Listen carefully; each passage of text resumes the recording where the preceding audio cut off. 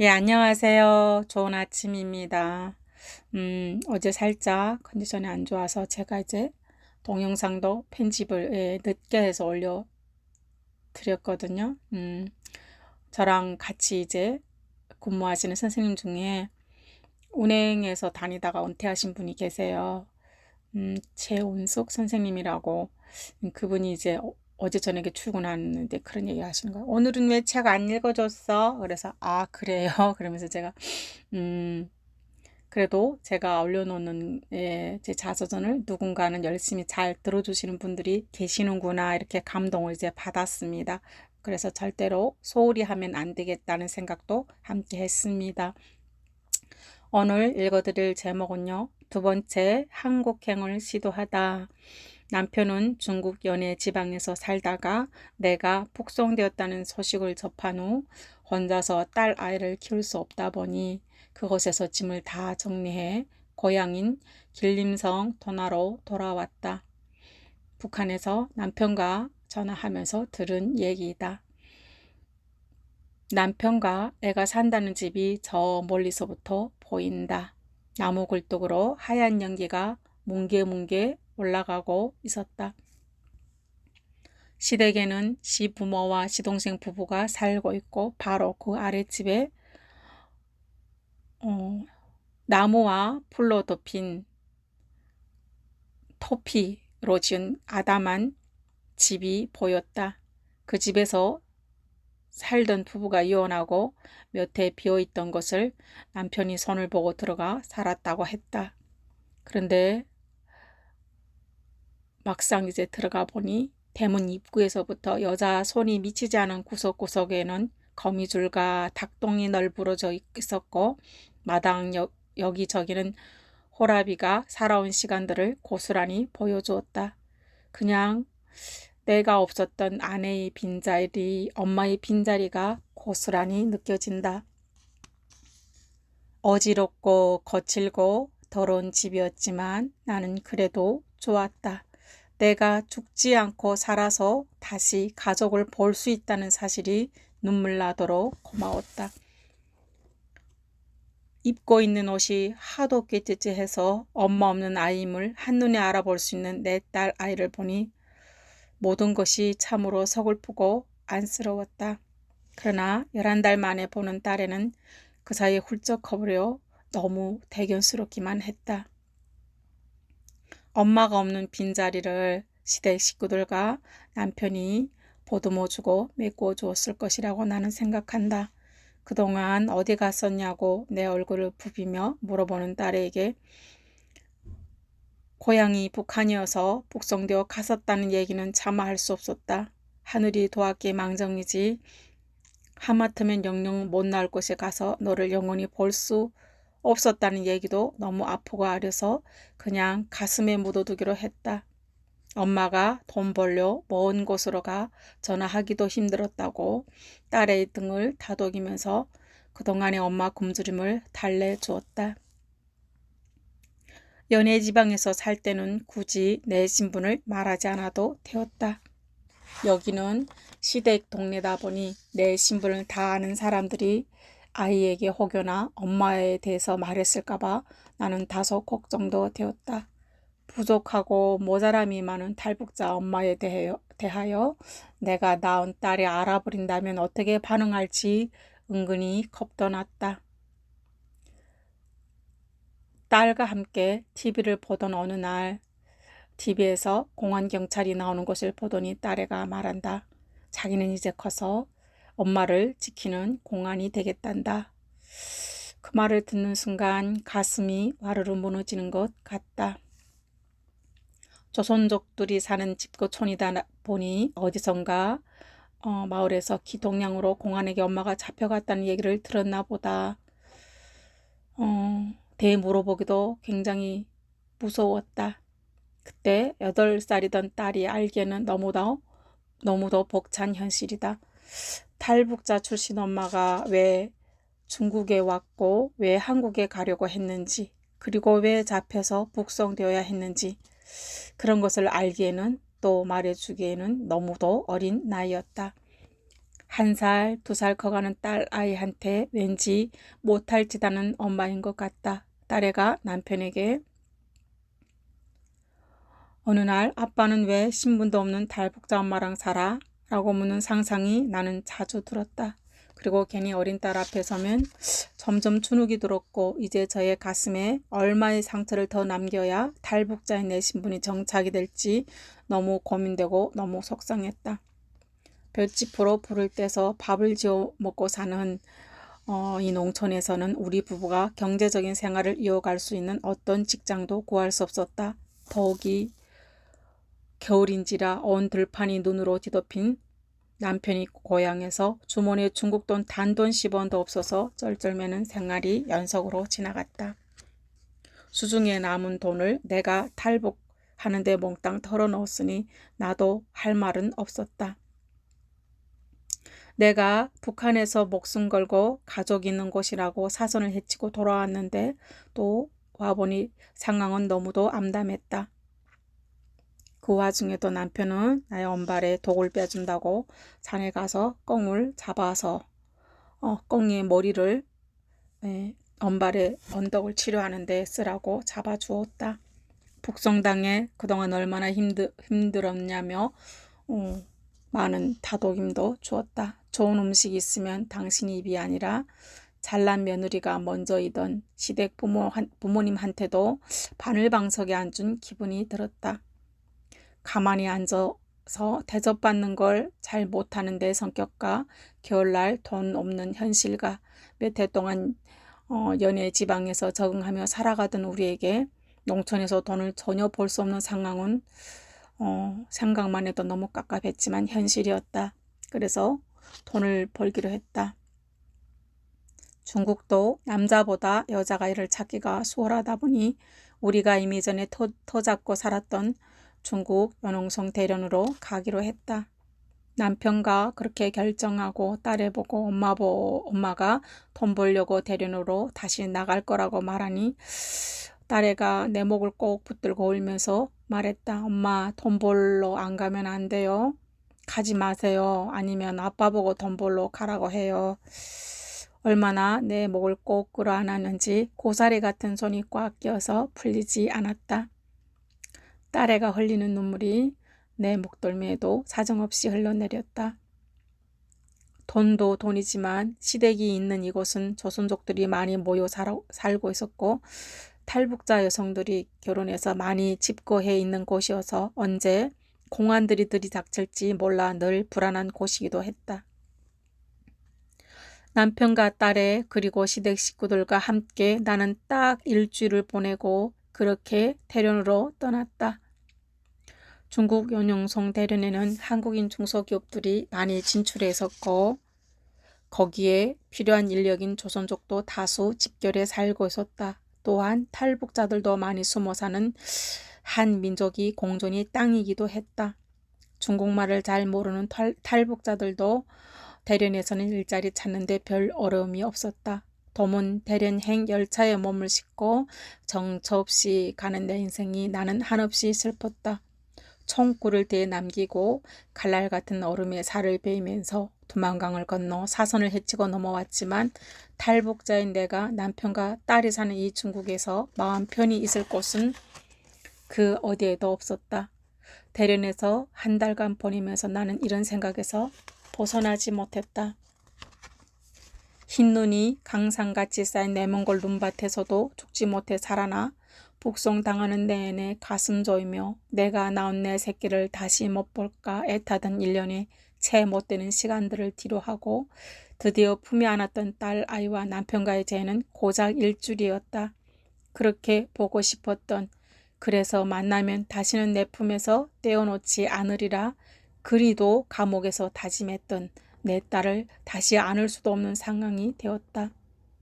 탈북자인 내 신분 때문에 남편과 시댁 식구들까지도 다 불안하고 힘들게 만들고 있는 나의 현실이 나는 너무 싫었다. 중국에서 우리 세 식구가 사는 동안은 늘 불행이란 말이 따라다닐 수밖에 없었다. 내가 사랑해서 내가 목숨을 걸고 찾아 들어온 중국에서 우리 세 식구가 정착할 역에 정거장을 나는 만들고 싶었다. 마음 편히 이 하늘 아래서 나는 숨을 크게 쉬고 싶었다. 늘 숨어서 불안해하고 불이익을 당해도 내가 처한 신분 때문에 말 한마디도 하지 못하고 살아야 했다. 아니 이제는 중국에서 사는 내내 죽을 때까지 그렇게 살아야 한다면 더 이상 그렇게는 살고 싶지 않다.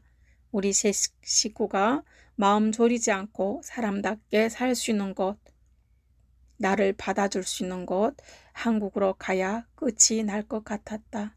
그래서 나는 다시 한국에 가기로 마음을 먹었고 갈 수 있는 방도를 찾았다.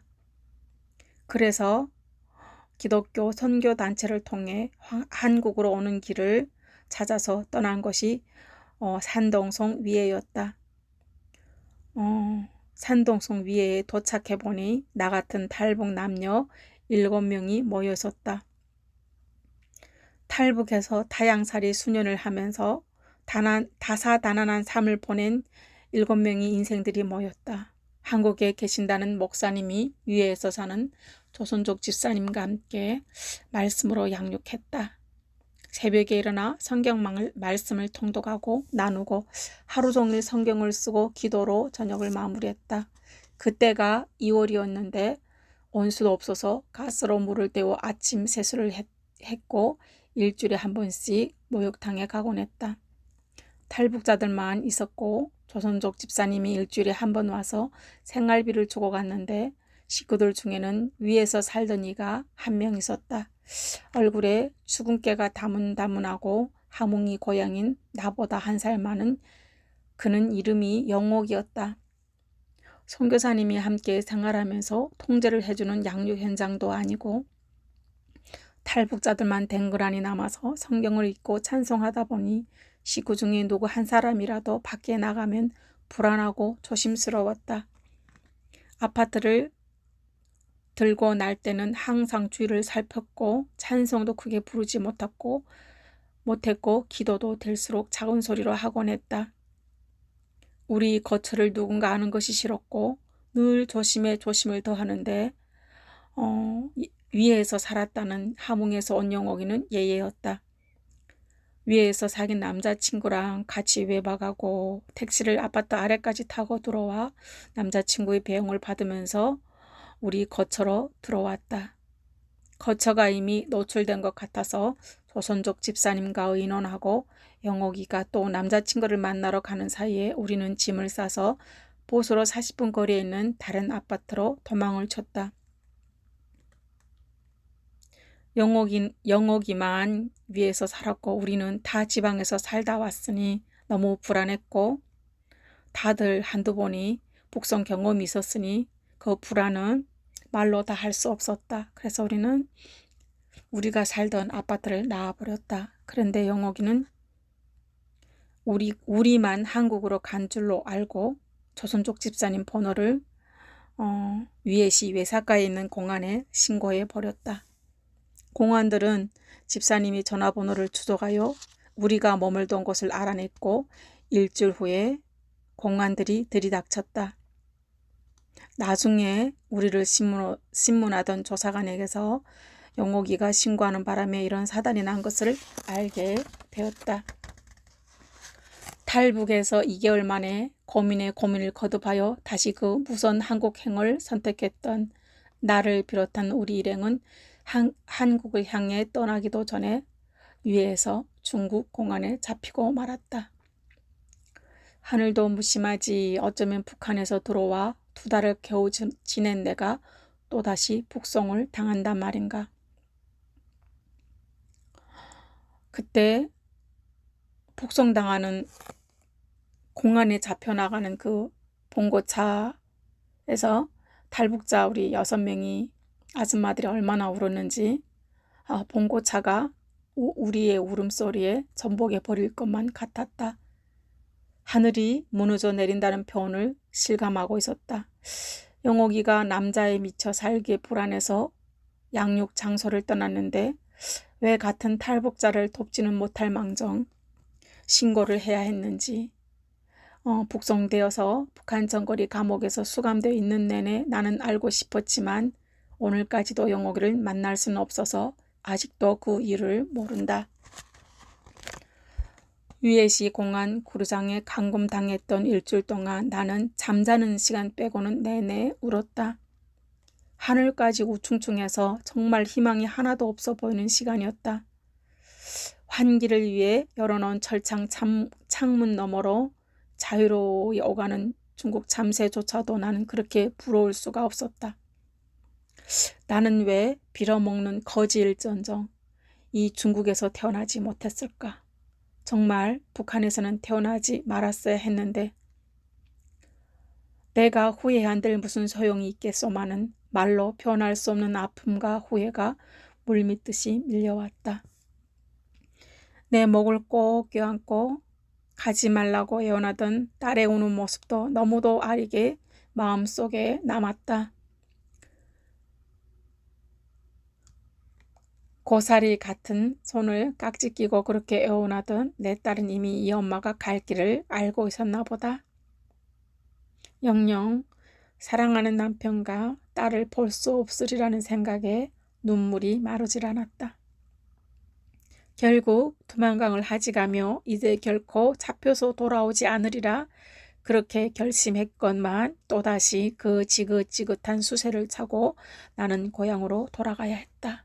이번에는 두만강이 아닌 압록강이다. 그것도 제 탈북한 지 2달하고 28일 만에 다시 북한으로 잡혀갔다. 김일성이 살아생전 중국 방문을 했던 단동 신의주로 나는 2번째 북송을 경험했다. 하늘도 무심했고 땅도 무심했다. 하늘과 땅 사이에 내 편은 어디에도 없어 보였다. 그런데 그렇게 원망하던 나에게 기적이 찾아왔다. 그렇게 온전히 양육받았던 그 목사님과 집사님 그리고 하나님을 원망하던 그 한거하던 시간들 속에서도 나를 묵묵히 바라봐 주시던 우리 팀을 지켜봐 주시던 하나님이 계셨다. 우리를 호송하던 버스가 신의주가 바라보는 단동 변방대에 도착했다. 버스에서 내리는데 우리를 신문했던 외사과 직원이 맨 나중에 내리는 나를 톡 치더니 입가에 손을 대고 조용히 말했다. 당신들 서류에는 한국으로 가려고 한국 목사에게 양육받았다는 것과 압수된 성경책이랑 양육받았던 내용이랑은 생략했으니 이제부터 당신 팀 한 사람씩 입건사를 잘 하시오. 우리를 봐줄 이유가 전혀 없는 그가 왜 그렇게 했을까? 그리고 우리는 그때 6명이었다. 지금 생각해봐도 그것은 신이 한 수였고 하나님만이 하실 수 있는 기적이었다. 나는 재빨리 버스에서 뛰어내리면서 30명이 북송되는 가운데를 삐집고 나가면서 우리 팀 한 사람 한 사람씩한테 전했다. 와, 하나님 감사합니다. 정말 감사합니다. 여기까지입니다. 제 얘기인데도 딸내미 얘기를 하려고 보니까 이제 눈물이 이제 왈칵 나네요.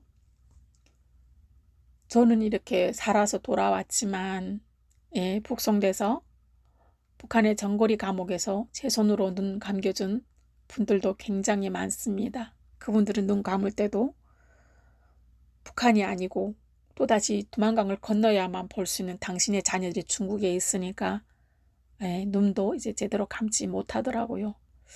이게 한반도의 북쪽에서 살고 있는 그리고 탈북민으로 살아가고 있는 우리들이 실체입니다. 그러니까 저는 이것을 이제 외면하고 싶지도 않고 될수록이면 더 많이 알려드리고 싶습니다. 어쩌면 그것 때문에 제가 또 이 땅에 온 것 같기도 합니다. 누군가는 우리의 삶을 얘기해야 되지 않나. 그런 것 때문에 놓을 수가 없습니다. 여러분들 오늘 좋은 하루 되기를 빌어보겠습니다. 안녕히 계십시오.